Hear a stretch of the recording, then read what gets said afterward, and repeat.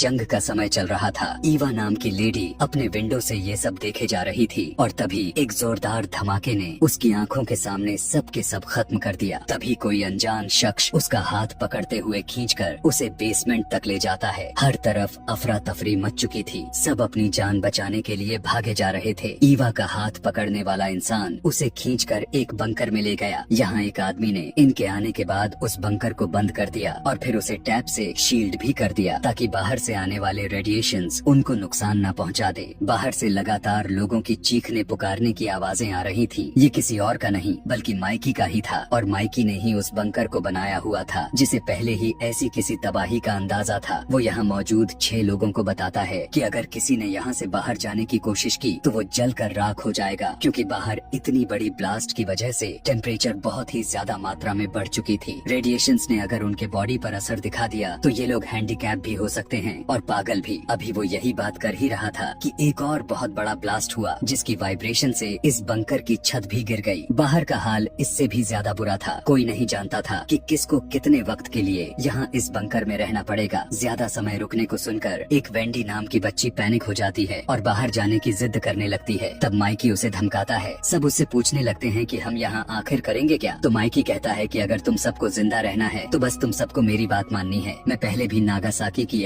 इसी तरह के जंग में रह चुका हूँ। ईवा सभी लोग बाहर की दुनिया में कांटेक्ट करने की कोशिश तो करते हैं लेकिन इसके कोई फायदे नहीं होने वाला है, क्योंकि ना तो इनके मोबाइल्स में ना तो सिग्नल्स आ रहे थे और अगर गलती से सिग्नल आ भी जाता था तो बाहर कोई बचा ही नहीं था जो इनकी किसी भी मैसेज वगैरह या किसी कॉल का रिप्लाई कर पाए। यहीं पर एक ब्लैक अमेरिकन भी था जिसके पास एक रेडियो फोन था और वो लगातार बाहर से किसी की कांटेक्ट में लगा हुआ था और वो हमेशा करता रहता था, लेकिन कभी किसी ने रिप्लाई नहीं किया। इन्हें काफी दिन यहीं पर इसी बंकर में गुजर गए। सभी लोग यहाँ पर रहते रहते बोर होने लग गए। जोश और बॉबी तो बहुत ही ज्यादा परेशान हो चुके थे। अब इन दोनों ने यह फैसला कर लिया कि वो यहाँ का दरवाजा तोड़कर बाहर चले जाएंगे, लेकिन माइकी ने इन्हें जान से मारने की धमकी देकर इन्हें रोक दिया। इसीलिए वो दरवाजा नहीं तोड़ते। जोश यहाँ का आम खाना खा खा कर थक चुका था, इसीलिए आज उसने गुस्से में खाना भी फेंक दिया, जिससे माइकी को बहुत ज्यादा गुस्सा आया। कोई नहीं जानता था कि यहाँ इस बंकर में कितने दिन और रुकना होगा। अगर खाने की कमी हो गई तब क्या होगा। ये सभी अभी इस बहस में ही लगे होते ही हैं कि तभी अचानक से बंकर के दरवाजे से किसी तरह की आवाजें आने लगती हैं। वो ऐसी आवाजें थे कि जैसे कोई बंकर को तोड़ रहा हो। सभी लोग खुश हो चुके थे कि आखिरकार बाहर जाने को मिलने वाला है। उस दरवाजे को तोड़कर 5 सोल्जर्स अंदर आए जिन्होंने प्रोटेक्शन शूट भी पहना हुआ था, क्योंकि बाहर की दुनिया में अब ऐसे निकलना पॉसिबल नहीं रह चुका था। रेडिएशन से बचने के लिए इस तरह का प्रोटेक्शन शूट पहनना जरूरी हो चुका था। वो सभी यहाँ पर आते हैं, जल्दी से वेंडी को पकड़ लेते हैं और उसके गर्दन में कुछ इंजेक्ट कर देते हैं, जिसके बाद इन्होंने वेंडी को बैग में पैक करके उसे यहाँ से लेकर जाने लगे। हालांकि वेंडी की मॉम अपनी बेटी को बचाने के लिए बहुत कोशिश करती हैं, लेकिन उनकी सारी कोशिशें नाकामयाब रह जाती हैं। 2 सोल्जर्स तो उस बच्ची को लेकर यहाँ से निकल चुके थे और 3 सोल्जर्स यहीं पर रुके हुए थे। उनका इन सभी लोगों को जान से मारने का इरादा लग रहा था। इससे पहले कि ये सोल्जर्स ऐसा कदम उठाते, उससे पहले इन्हीं लोगों ने मिलकर उन तीनों सोल्जर्स को मार दिया। इस समय वेंडी की मॉम की हालत भी बहुत ज्यादा खराब हो चुकी थी। वो खुद भी इस बंकर से बाहर जाना चाहती थी, इसीलिए वो उठकर टैप को उतारते हुए दरवाजा खोलने की कोशिश करने लगती है, लेकिन सभी उसे रोककर एक कमरे में बंद कर देते हैं, क्योंकि वो जानते हैं कि अगर ये दरवाजा ज्यादा देर तक खुला रहा तो रेडिएशंस अंदर आ जाएंगी और ये सारे के सारे मारे जाएंगे। खैर, दरवाजे को दोबारा से शील्ड कर देने के बाद ये सभी अंदर आते हैं तो अंदर 3 सोल्जर्स की लाशें थीं, जिन्हें देखते हुए माइकी इनसे कहता है कि मुझे लगता है कि यूएई ने यूएस के ऊपर हमला किया है। अब वहाँ के लोग सारी की सारी पॉपुलेशन को जड़ से मिटा देना चाहते हैं।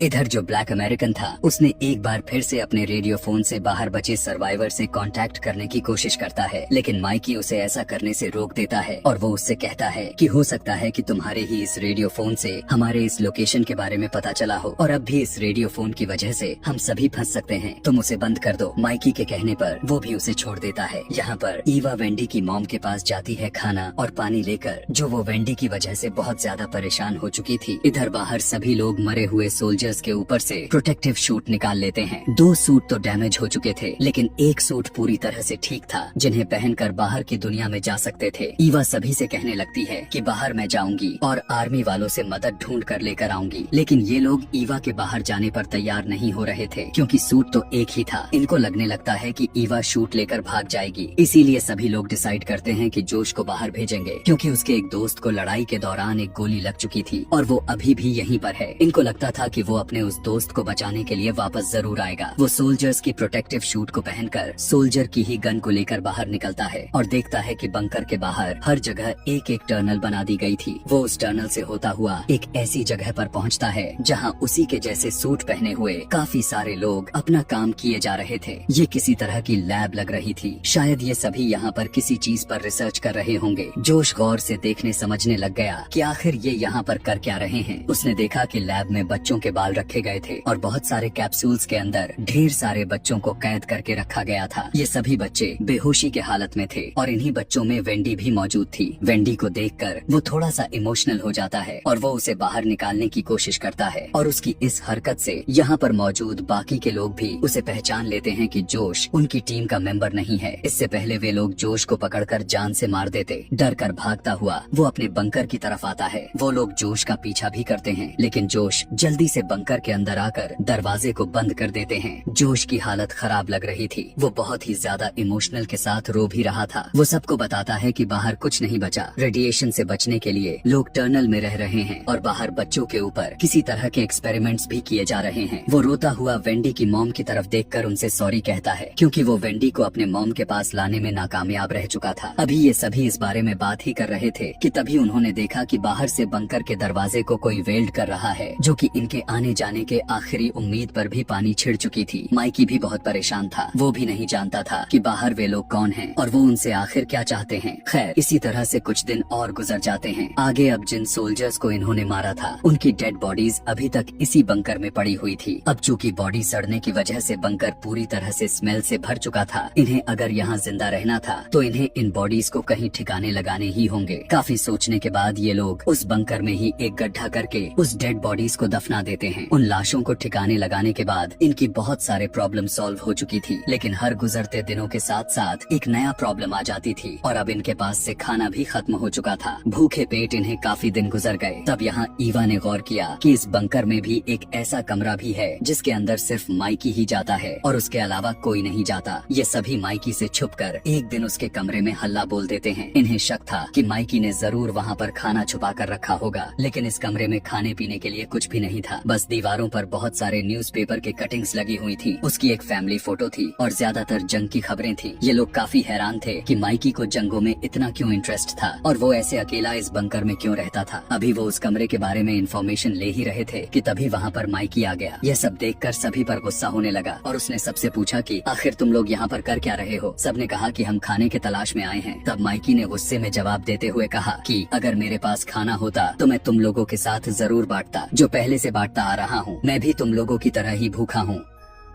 लेकिन अब किसी को भी माइकी की बातों पर यकीन नहीं हो रहा था, इसीलिए वो फैसला करते हैं कि वे सभी आज से ही माइकी के साथ इसी कमरे में रहेंगे। यहीं पर हम वेंडी की मॉम को जोश के काफी करीब देखते हैं। दरअसल उसे अपनी बेटी की जुदाई से उभरने के लिए कोई साथी चाहिए था और जोश भी इसमें उसकी मदद भी कर रहा था। ये सब तो ठीक था, लेकिन यहाँ बाकी के साथ हर गुजरते दिनों के साथ मुश्किलें बढ़ती जा रही थी। खाने की जरूरत ने इन्हें बहुत ही ज्यादा परेशान कर दिया था, लेकिन यहीं पर जो ब्लैक अमेरिकन होता है उसने एक प्लान किया। हम देख पाते हैं कि इसके पास एक गन थी, क्योंकि वो एक सिक्योरिटी ऑफिसर था। वो गन लेकर चुपके से माइकी के कमरे में चला जाता है और वो फौरन उसके ऊपर गन पॉइंट कर देता है, क्योंकि उसने माइकी के रूम के अंदर एक सीक्रेट दरवाजे को नोटिस किया था और उसे लगता था कि इस दरवाजे के पीछे जरूर खाना होगा। शायद उसका शक ठीक भी था। वो जबरदस्ती उससे उस दरवाजे को खुलवा रहा था कि तभी माइकी ने काफी चालाकी से उसके हाथ से उसी की गन को छीनकर उसे ही मार डाला। ईवा, जो कि ब्लैक अमेरिकन का पीछा कर रही थी, उसने यह सब कुछ अपने आंखों से देख ली और उसने फौरन शोर करके सभी को यहाँ पर बुला लिया। अब सभी लोग यह बात तो पूरी तरह से जान चुके थे कि इस सीक्रेट दरवाजे के पीछे जरूर खाना है, जिसका कोड जब वो माइकी से पूछने लगते हैं तो माइकी उन्हें बताने से इनकार करता है। इसीलिए अब ये सभी मिलकर माइकी को एक चेयर से बांध देते हैं और उसे टॉर्चर करना शुरू कर देते हैं। जब माइकी उनके इस टॉर्चर से थक जाता है तब लास्ट में उस दरवाजे का कोड बता देता है। अंदर जाने पर इन्हें पता चलता है कि वहाँ पर तो सच में बहुत सारा खाना भरा पड़ा हुआ था। इनके पास लगभग 1 महीने की खाने की इंतजाम हो चुकी थी। अभी एक समस्या हल हुआ ही था कि तभी दूसरा भी सामने आ गया। वो यह थी कि रेडिएशंस अब अंदर भी फैलने लगी थी और इनके दिमागों पर असर दिखाना शुरू हो चुकी थी। ऐसे में जोश और उसके दोस्त के अंदर बहुत सारे अग्रेशन आ गए। इन लोगों ने सभी लोगों को बाहर निकालकर खाने वाले रूम पर कब्जा कर लिए और अपनी जरूरतों को पूरा करने के लिए वो वेंडी की मॉम को एब्यूज करना शुरू कर दिए। यहाँ पर बस एक ही लड़के की कंडीशन ठीक नजर आ रही थी, जोश का भाई जिसे गोली लगी थी, और वो काफी अच्छा भी था। वो ईवा की हेल्प भी कर रहा था। सब कुछ स्टेबल रहने में माइकी को आज तक इन्होंने बांध रखा था, जिसने इन सभी को अपना शेल्टर दिया था। वो रोते हुए ईवा से मदद की गुहार करने लगता है कि प्लीज खोल दो, मेरा यकीन करो, मैं तुम्हें खाने के बारे में बताने ही वाला था, पर वो सब उससे पहले ही हो गया। अगर तुम्हें मुझ पर नहीं तो मैं तुम्हें एक और राज बताता हूँ। खाने वाले रूम में मेरी एक गन पड़ी हुई है, अगर तुम चाहो तो ले सकती हो। उसकी मदद से तुम जोश और उसकी दोस्त की ऐसी हरकतें जो कर रहे हैं वो भी खत्म कर सकती हो और उनकी गुलामी से भी आजादी मिल जाएगी। ईवा को माइकी पर यकीन तो बिल्कुल भी नहीं था, लेकिन उसे वो गन किसी भी कीमत पर चाहिए थी। इसीलिए वो उस लड़के को अपने साथ मिलाती है जो उसका हाथ पकड़कर उस बंकर में लेकर आया हुआ था। ये दोनों प्लान बनाते हैं कि वो लड़का गन लेने के लिए खाने वाले रूम में जाएगा और ईवा पीछे से जोश और उसके दोस्त का ध्यान भटकाने में लगेगी। अंदर रूम का सीन दिखाया जाता है जहाँ जोश और उसके दोस्त पूरी तरह से पागल हो चुके हैं। उन्होंने अपनी बाल भी काट लिए और यहाँ तक कि उन्होंने वेंडी की मॉम की जान तक ले लिए हैं और इसके बाद भी वो उसकी डेड बॉडी को यूज करते हैं। ईवा जब अंदर प्रवेश की तब वो वेंडी की मॉम की ऐसी हालत देखकर काफी बुरी तरह डर गई। इससे पहले कि ईवा कुछ कर पाती या फिर यहाँ से चली जाती, वो देखती है कि जोश खाने वाले रूम की तरफ बढ़ रहा था। अब वो जोश की ध्यान भटकाने के लिए उसे अपनी तरफ अट्रैक्ट करने लगती है, लेकिन जैसे ही जोश ने अपनी लिमिट्स को क्रॉस की तो उसने जोश को दूर कर दिया और इससे जोश को बहुत ही ज्यादा गुस्सा आ गया। उसने ईवा के ऊपर हमला किया और उसके साथ जबरदस्ती करने लग गया कि तभी हम देख पाते हैं कि ईवा की साथी ने गन भी हासिल कर ली थी, जिसे वो लेकर बाहर आ गया। अभी वो गन को लेकर बाहर आया ही था कि तभी उसके सामने जोश का दोस्त आ गया, जिसके ऊपर उसने गन पॉइंट कर दी। इधर जोश ईवा के साथ बुरा करने की कोशिश कर रहा था, लेकिन जोश के भाई ने ही आकर ईवा को बचा लिया और ऐसे में ही ईवा का दूसरा साथी जोश के दोस्त को गन पॉइंट पर लेते हुए उसके सामने आ गया।